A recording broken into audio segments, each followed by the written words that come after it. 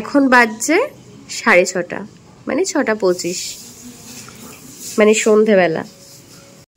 সে office থেকে এসে এখানে ব্যাগটা রেখেছে, বলছে বাইরে গিয়ে দেখ তো বিড়ালে বাচ্চা দিয়েছে।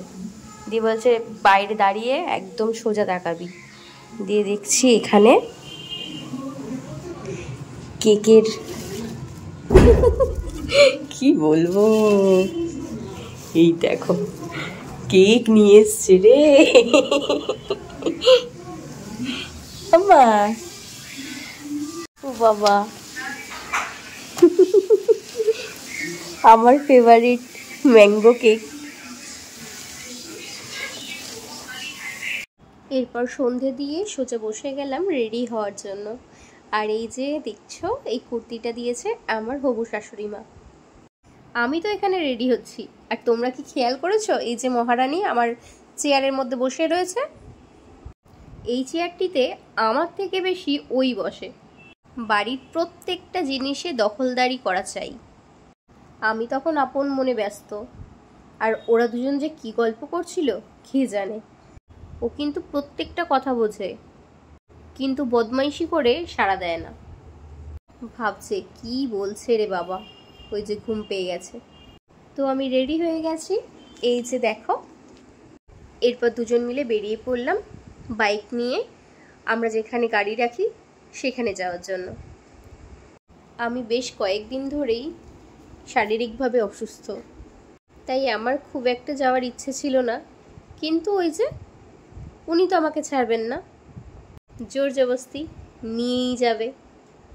এরপর হঠাৎ করে একটু শরীরটা খারাপ লাগছিল আবার, তাই চুলটা খুলে রেখেছিলাম কিছুক্ষণের জন্য।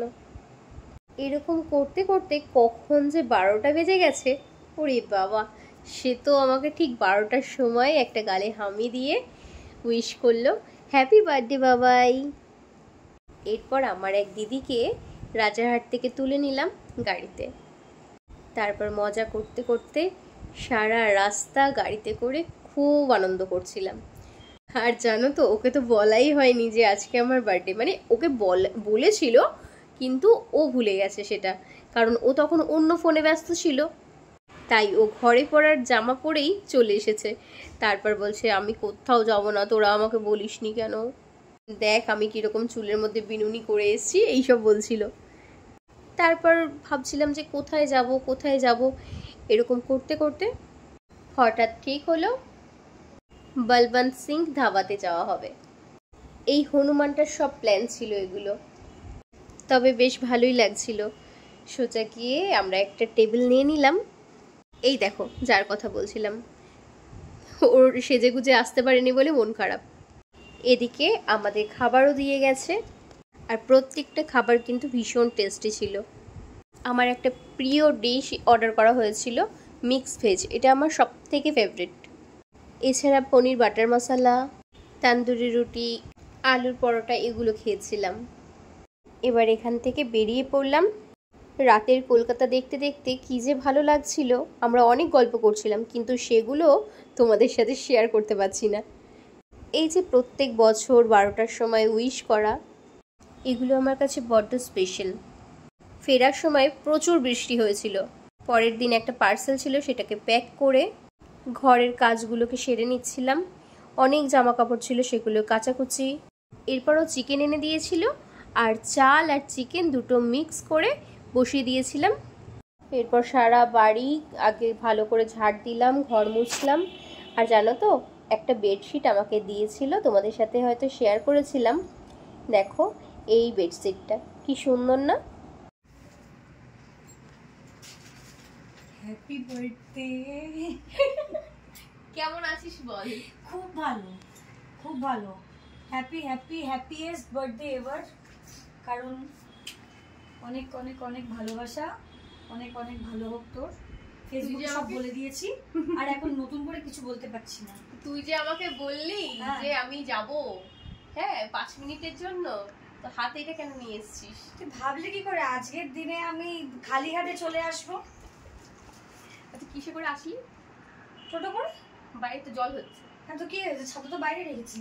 পাগল, স্কুটি চালিয়ে আসে আর যা রাস্তায় ভিড়। By the way, this is for you. Thank you. and this is also for you. খুব ভাই একটাতে হচ্ছিল না, সবই দুটো দুটো।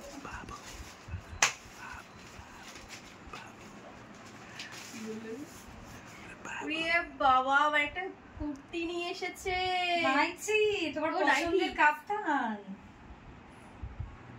ভাই আমি ঘুরতে যাচ্ছি, আমার কাফতান ছিল না। ওই জন্যই তো নিয়ে এলাম, ওই জন্যই তো নিয়ে এলাম।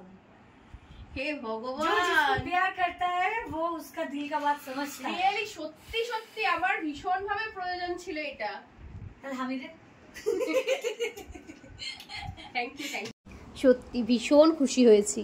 জানো তো, প্রত্যেকটা মানুষের জীবনেই এরকম বন্ধু থাকা দরকার।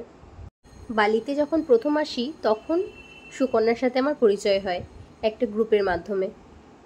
তারপর একজন কাস্টমার থেকে কি করে যে বন্ধু হয়ে গেল ও আমার। মেয়েটা কিন্তু ভীষণ জলি, ও কিন্তু সুন্দর গানও করে আর রান্নাও কিন্তু ফাটাফাটি। আমরা ভীষণ মজা করছিলাম, অনেক গল্প করছিলাম। এই বছরের জন্মদিনটা একটু আলাদা। আমার শাশুড়ি মায়ের দেওয়া এই কুর্তিটা পরেই কিন্তু আমি সারাটা দিন কাটিয়েছি। আর আমার প্রিয় মানুষটা কি দিল সেটাও তোমাদেরকে বলবো। তবে সেটা গায়ে পড়ার জিনিস নয়, উপভোগ করার জিনিস। এরপর রাত্রেবেলায় আমরা বেরিয়ে পড়েছিলাম। ওই যে দুপুরবেলায় রান্না করেছিলাম সেই খাবারগুলো প্রথমে আমার ফ্ল্যাটের নিচে যত বাচ্চা ছিল ওদেরকে দিলাম। এরপর গাড়ি থামিয়ে থামিয়ে সব জায়গায় বাচ্চাগুলোকে খাওয়াচ্ছিলাম। এ এক দারুণ অনুভূতি। আর এটাও সম্ভব হয়েছে আমার প্রিয় মানুষটার জন্য। তোমাদের বলছিলাম না আমার প্রিয় মানুষটা আমাকে কি উপহার দিয়েছে? সুন্দরবন ইলিশ উৎসবের trip. Happy birthday to you. Thank you thank you. Many happy returns of the day.